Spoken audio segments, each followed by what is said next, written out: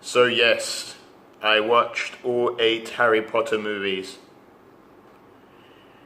This is what I think of it. Reviews from hell.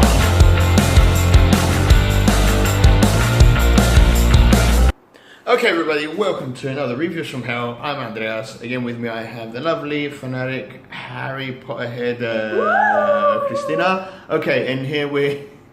Okay. We're here to talk about all 8 Harry Potters. Now, this came out 2001. Spoiler alert if you haven't seen them, by the way. You should have.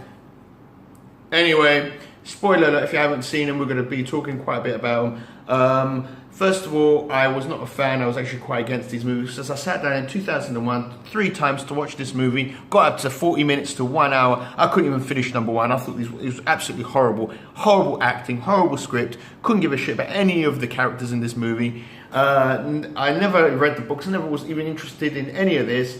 Unlike the one that came out very close to it was Lord of the Rings, I just got stuck to that. But I'm not going to go about Lord of the Rings. This is about Harry Potter. Okay, so I decided that's it. I'm going to sit down and watch it no matter how bad, good, whatever this movie is. I'm going to sit down and watch it.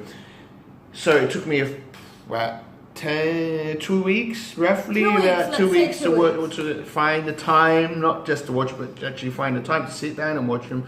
A lot of work, unfortunately, but yes. So I managed to sit down and watch all 8 of them. I haven't done Fantastic Beasts yet. That's on the program though to do. Okay, so number 1. I'm not going to go one by one, but I'm just going to quickly, it was a bit difficult to watch. Because in my eyes anyway, it's dated. I know for someone that's probably read the books, really loves them, can watch them over and over again. It means something for you. I get it. Whatever. It just doesn't mean anything to me. So I thought I'm just going to watch number 1 just for the sake of understanding how everything starts, where everybody's come from, the relationship between all the characters. Because no matter how good or bad it is, when it comes to movies, stories that have a lot of movies in, number 1 is always the important, because it's the root of the whole story. If you don't watch number 1, you won't understand the rest of them. Same with Lord of the Rings, The Matrix, all these other movies. You won't. It's just some movies you have to watch number 1. So I did. It's just tiring sometimes watching these kids, read these lines. I know they're kids. I know, but I can't use that as an excuse, because we have and we still are seeing amazing actors before Harry Potter and today do amazing jobs in movies. Maybe it wasn't after a few days I was thinking about it, and I did come to the conclusion that maybe these kids, Daniel Radcliffe, Ginger one plays Ron, and Emma Watson, and Rupert Grint. yeah, these 3 maybe were giving the wrong script, the wrong things to say. For me, their dialogue was too grown up for what they were. They were like little kids, and they were like saying things that no kid would ever say, doing things that no kid would ever do. I know it's based on a book, but directors have to know when to put stuff from the book into a movie and when not to put. Some things are only good in books. In books, comics, magazines, cartoons, you can do anything you like, right? You can put Wolverine in spandex and he looks fucking amazing. He has been looking amazing, since the 70s. Now it won't look good. You can't put that in a movie. This is the same kind of thing. Hugh Jackman in yellow spandex. Oh, come on. No. Come on. And the super hair and the spandex. No, it just... And the pointy ears. It just looks stupid. It looked better anyway in what they gave us. Okay, I see what you mean. That's just an example. I think there's something that could have been done. I don't know. In my opinion, anyway, they were just too silly. Anyway, as the movies did progress, though, they did get more mature, which I liked. I liked that they got away from the Bedknobs and Broomsticks kind of Disney cartoon. Okay. And they Don't forget, number 1 and sort of number 2 are children's movies. We were children when it came out. It doesn't matter. This has nothing to do with it. I'm not judging these what kind of movie they are. I'm judging as a movie itself. There have been amazing children movies. Probably some of my best movies have ever came out was Target for Kids. I mean, you get The Lion King, you get Aladdin, all these movies. I love all these ones, and they're cartoons, I know, but they're still aimed for this audience. And this movie, I don't think when they first started, I don't think they should have aimed for the kiddie audience. At the end of the day, you know what? It's the grown-ups that pay the ticket. I'm not talking about making an R-rated movie, but could have been a bit more serious. I mean, anyway, let's not get stuck on this subject.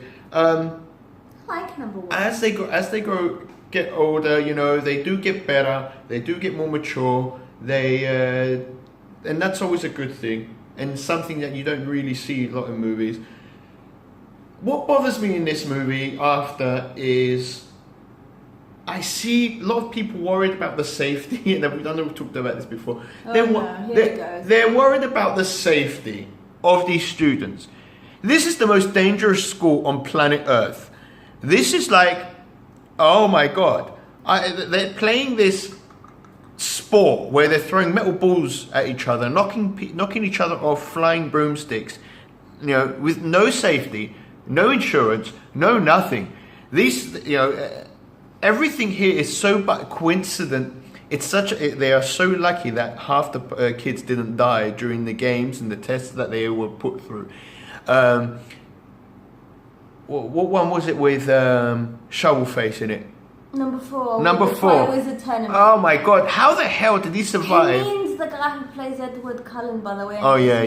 Shovelface. Yeah. You know, I agree with that. I didn't like him even in Harry Potter. Oh come on! And number 4 is one of my favorite Harry Potters, but he's so was a bit of a fart to him. He is so miscast. Yeah, I wish they would have put someone else to play. The reason the reason that he hardly talked throughout the whole movie is because he couldn't pull off the accent. Yeah, probably. What's his name? Cedric Diggory. No, the actual actor. Robert Pattinson. Robert Pattinson is absolutely horrendous. I've never seen him in a good movie. I've never seen him in a good role. Twilight sucked, and his role here, I'm only talking about him in this movie because he was the only one that did stand on like a sore fucking thumb. He was miming his way through this movie. He didn't do anything in this movie. He was just there, right? He didn't talk. He was emotionless, just as he was in the rest of his movies. It sucked. But Gary Oldman, Gary Oldman saved the show. Amazing actor, always was, always will. Whatever he plays in, good. He was really good. He just made it better. He didn't say it. He made this. He stood out, right? He stood out in this movie like anything. And as I said, spoiler alert, guys. By the way, just in case you haven't seen these. Again, this is another point where I hate the fact that, first of all, I know it's from the book. I didn't like the fact that he's a good guy. I love him as a villain. You know, he's played as Dracula. You know, he's played as the crazy cop in Leon. I think he was. He would have been so much stronger if he was a villain. Who would you like him to be then? In Harry Potter, can you picture him as somebody else? I could probably picture him as the guy that played the long. But again, it's because it's dedicated from the books. I don't know, actually. I wouldn't be too sure, because if I tell you who I would, it probably wouldn't follow the books too much, and other people would have problems with it, which I understand. Okay, so let's go for again. I didn't like the fact. I'm going to go with the cons, and then I'm going to go to the. There's pros. You found pros. Yes, there is. Yay! Okay, I didn't like the way he died. I thought that it was rushed. I thought that it was. Just like, you know, okay guys, we've got another 10 minutes to wrap this up, let's just quickly get this over with, right? Boom, boom, boom. I like that Bellatrix had done it though. Listen, I don't mind the fact that who did it, it's how she did it and how they put it in the movie. But that's the death curse. It doesn't matter. You die instantly, there's no... It's like... No, that's not enough for me. They've got a really strong character and they killed him off in like 4 seconds with the gayest bloody death I've ever seen. The scene was stupid. The fact that he got killed by her, okay, maybe, whatever. Death curse. Fucking convenient, isn't it? Death curse. Okay. That's it. Oh, this is just one that kills you. Boom. Fuck. Why did I think of that one? Anyway, I don't want to get stuck too much because there's a lot of movies. Ignore him. He doesn't always talk Oh, about. rubbish. Okay. I didn't like most of the deaths in this movie, in all these movies, especially number 7. Fucking hell. And that was a terrible movie. Warning. He didn't like number 7. Number 7 sucked. Number 6. 7 part 1. He means, by the way. Yes. just saying. 6 was really good. Yay! Very good, very good. And number 7 just gave you the finger after 6, alright? Seriously. Mad Eye's death was mentioned. The other guy got his ear blown off, but they had a whole scene for it. The girl... He had to make a joke for it. I loved it. He said, I'm holy. I'm saying like, why? Because I'm holy. Come on, I found that funny. Anyway, too many things just happened, and they concentrated too much on things that nobody cared about, like Harry's stupid, awkward dance with Hermione. Hermione? Yes, Yeah. well done. After 8 movies, he remembers her name. Okay, that stupid dance scene in number 7, right? Part 1, whatever. It was rubbish. It was a little bit awkward, but I found it a little bit sweet. But it was not needed, and it took too long. Right, and I tell you what, Harry Potter is the luckiest fucking wizard, right, I ever seen. And he goes again. Right, he is because he does 90% of these movies. He does nothing. Hermione kick his ass, even Ron, and he's a fucking Ron! He's a ponce, right? Ron! Most annoying character ever, right? You're wrong. I'm not Ron. Ginger is Ron. I Okay. love Ron. No. He's so awkward and... Ginger. Would you stop with the hair colour? No. He's ginger. Anyway, that is probably... I will quickly going through them. This is what I didn't like about the movies. Things were rushed. Other things that I didn't care about were taking too long. In general, I do admit, as a franchise, it was medium towards decent. It could have been something very good, but was okay. I don't like the fact that I needed literally somebody next to me to explain every I would single pause and be like, thing. pay attention, this is important. I know, and again, but I did pay attention. It was like watching a history channel. To communicate Maybe with we this can movie. read the books together.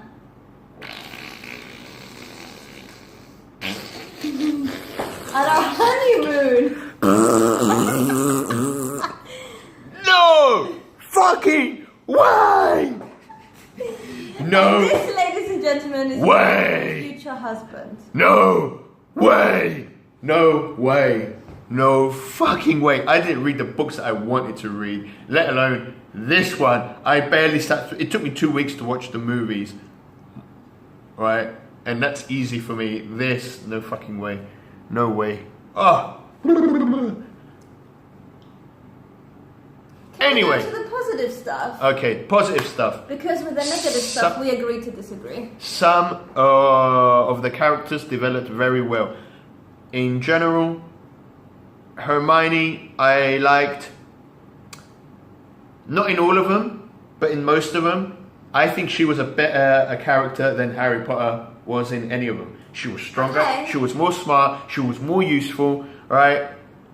I didn't like, what I didn't like about her, that she's falling for Ron, and I'm like, Oh, come on. that would so never, ever happen in real life. Why not? Have you seen Ron? Yeah.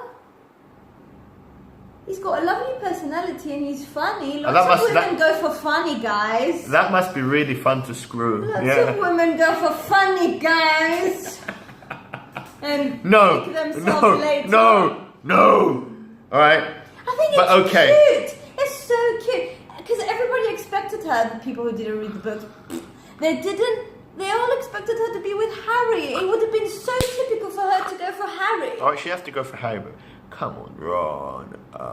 Do you know what would have been really cool though if she went with Draco Malfoy? That would That would have been cool. I But anyway, thought of that after, and I thought that would have been nice, Draco, but- another good character from the beginning to the end. Yes, slowly, good Malfoy fan. yeah, slowly progressing, becoming from a jealous little boy To a prat. to a right dick. Right? But he looked, played, and his character was on spot. Another good character was the witch. Bellatrix Lestrange. That's it. Yes, she played well. Of course, she played well. This movie is absolutely for her.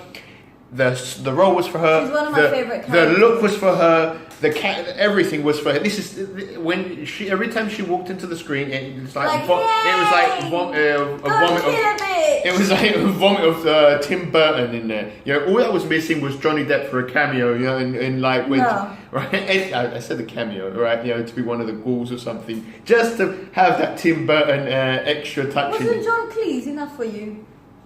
No, actually, I would have liked more of A John little bit Cleese, more John John Cleese, and less of that annoying, stupid bitch in the toilet. Moaning Myrtle. I quite like it. She's annoying, but she's so She plays the role too very much. well. She's supposed she's to in be. it. She's too much. supposed She's to be like in that. this too much. But- how can you not put John Cleese? John Cleese is like the.